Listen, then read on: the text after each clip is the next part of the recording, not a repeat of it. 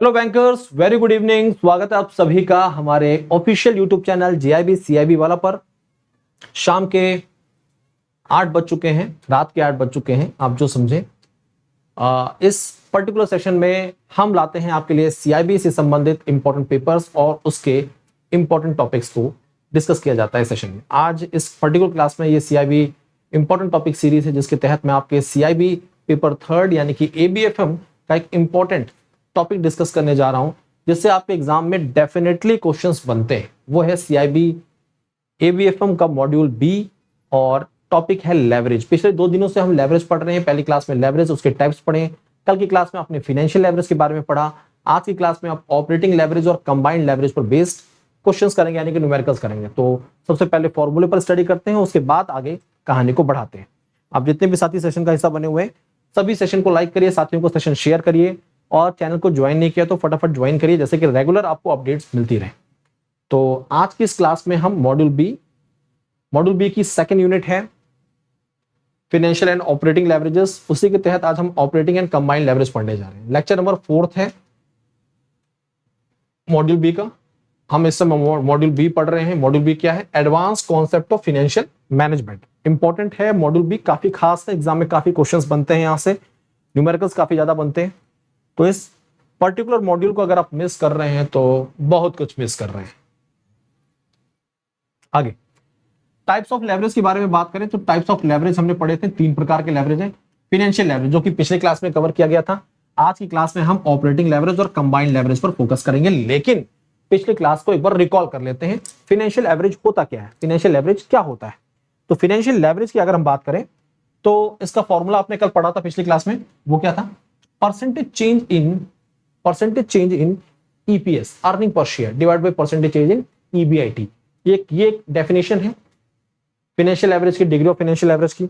दूसरा फॉर्मूला जो है वो है degree of financial average is equal to EBIT divide by EBT. इसका इस्तेमाल आमतौर पर बाकी न्यूमेरिकल्स में होता है। तो ये तो पिछली क्लास में आपने पढ़ लिया था, percentage change in EPS divide by percentage change in EBIT. ठीक है। अब हमने आपको पिछली क्लास में बताया था कि आपको जब भी कोई न्यूमेरिकल मिलता है फाइनेंशियल लेवरेज से संबंधित, ऑपरेटिंग लेवरेज से संबंधित, कंबाइंड लेवरेज से संबंधित, तो आपको किसी भी कंपनी की कुछ इंफॉर्मेशन दी जाती है। उस इंफॉर्मेशन में कंपनी की टोटल सेल गिवन होगी, आपको कंपनी का वेरिएबल कॉस्ट गिवन होगा, फिक्स कॉस्ट गिवन होगा, टैक्सेस गिवन होंगे, डेट गिवन होगा, इंटरेस्ट क्या पे कर रही है कंपनी, ये सारी बातें गिवन होंगी। डेप्रिसिएशन भी दिया जा सकता है ना। ये सारी बातें गिवन होंगी। तो सबसे पहला काम क्या होता है? आपको कैलकुलेट करना होता है कंट्रीब्यूशन। कंट्रीब्यूशन कैसे पता करते हैं? जो भी टोटल सेल है उसमें से वेरिएबल कॉस्ट को माइनस कर देते हैं। आपको कल एक और कंडीशन बताई गई थी, अगर आपको वेरिएबल कॉस्ट गिवन नहीं है और पी बाई बी रेशियो दिया गया है, तो आप सेल के साथ पी बाई बी रेशियो को मल्टीप्लाई करके कंट्रीब्यूशन पता कर लेते हैं। कंट्रीब्यूशन पता करने के बाद जो सेकंड स्टेप आता है उसे बोलते हैं कैलकुलेशन ऑफ ईबीआईटी, यानी कि profit, earning before interest and taxes. ठीक है। ईबीआईटी की जब चर्चा करते हैं तो कंट्रीब्यूशन जो भी आया उसमें से फिक्स कॉस्ट आप माइनस कर देंगे। ठीक है। तो आपको क्या मिल जाएगा? ईबीआईटी मिल जाएगा। अब थर्ड स्टेप जो आता है उसे बोलते हैं कैलकुलेशन ऑफ ईबीटी। तो जो आपका ईबीआईटी आया है उसमें से आप इंटरेस्ट इनकम माइनस कर दीजिए, आपको क्या मिल जाएगा? ईबीटी मिल जाएगा, यानी कि अर्निंग बिफोर टैक्सेस मिल जाएंगे। और इतना मिल जाएगा तो आपको degree of financial leverage calculate करना है। तो डीएफएल क्या होता है? Divide EBIT divided by EBT, divide by क्या? ईबीटी। आप degree of financial leverage calculate कर लेते हैं। ठीक है। आज हमें जो पढ़ना है वो है formula for calculation of DFL. देखिए ये आपने कैलकुलेशन कर ली है। आज जो हमें पढ़ना है वो है डिग्री ऑफ ऑपरेटिंग लेवरेज के बारे में। तो डिग्री ऑफ ऑपरेटिंग लेवरेज क्या होता है? ये खास है, काफी इंपॉर्टेंट है। तो डिग्री ऑफ ऑपरेटिंग लेवरेज के दोनों फॉर्मूले आपको पता होने चाहिए। एक तो percentage change in EBIT divide by percentage change in sales, है ना।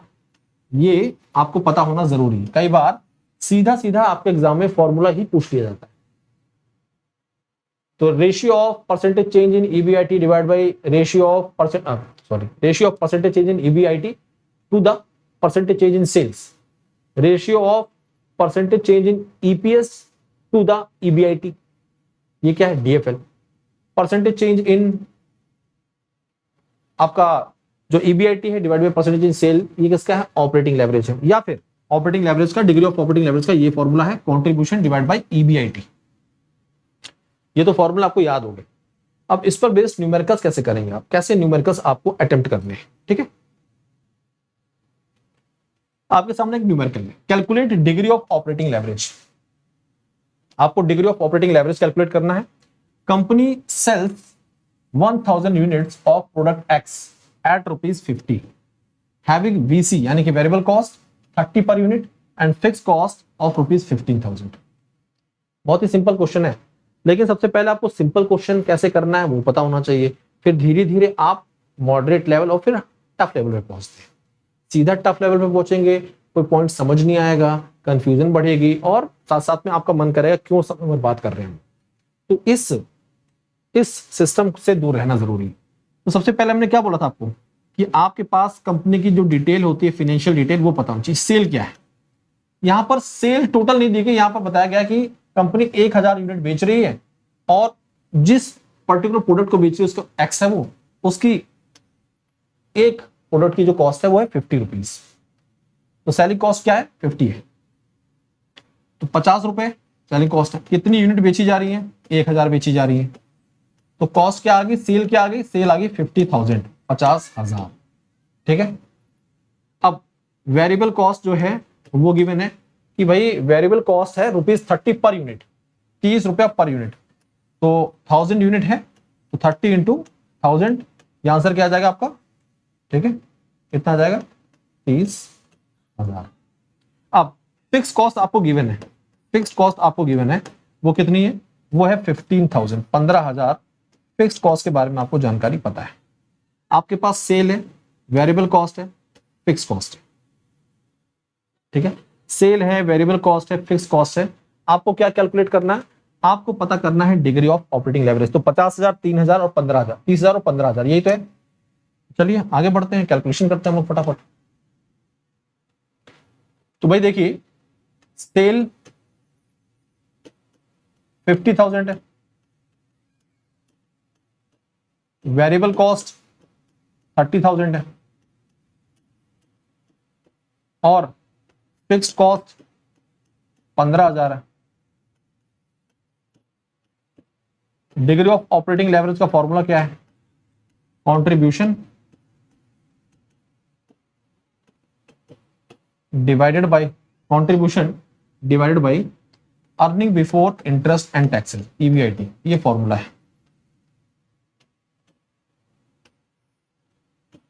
ये फॉर्मूला है।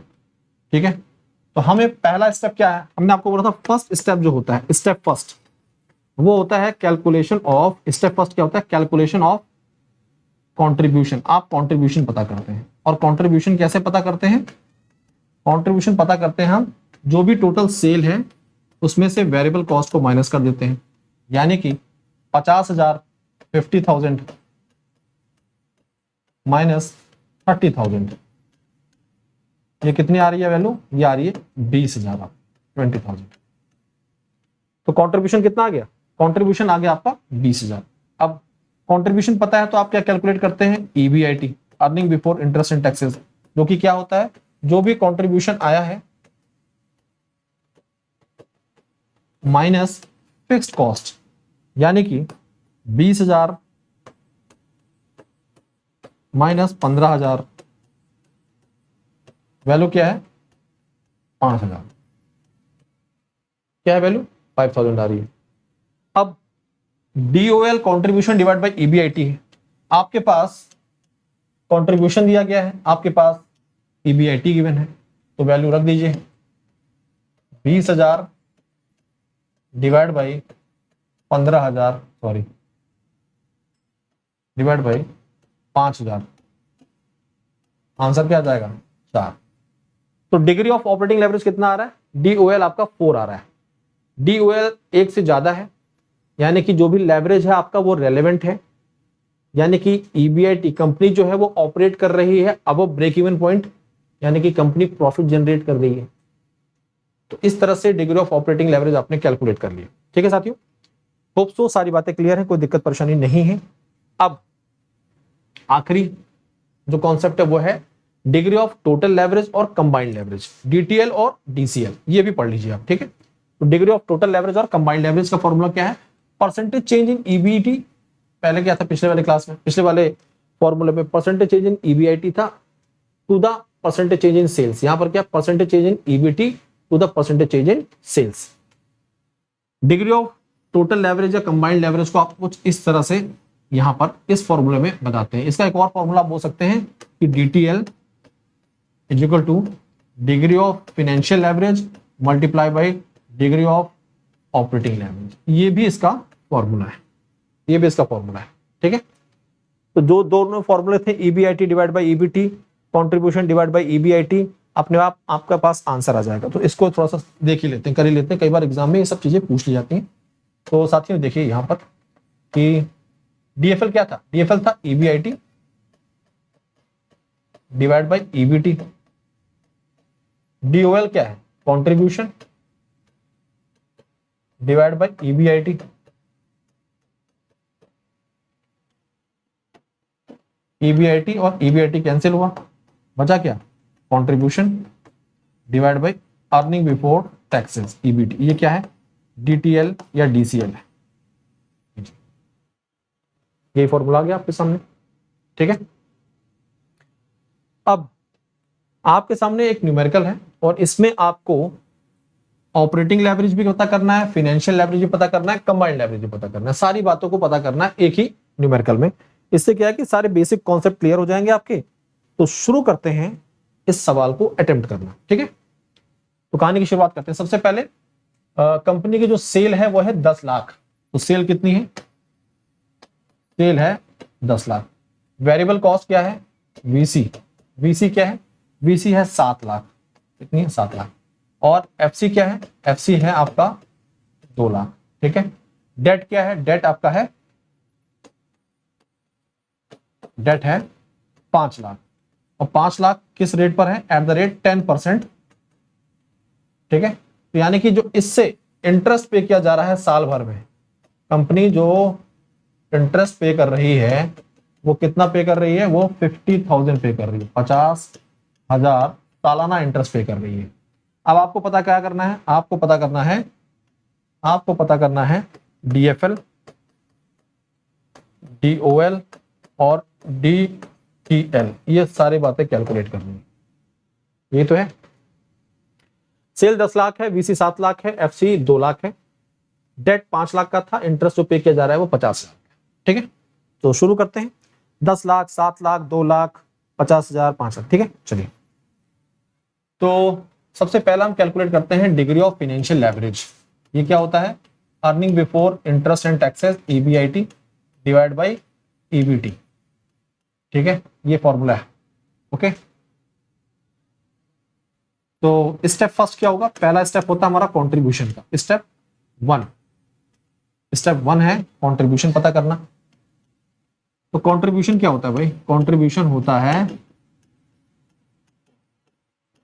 होता है जो भी टोटल सेल है उसमें से वेरिएबल कॉस्ट को माइनस करना। यानी कि 10 लाख माइनस 7 लाख, आंसर कितना आ रहा है, 3 लाख। स्टेप 2 क्या है, स्टेप 2 है कैलकुलेशन ऑफ EBIT।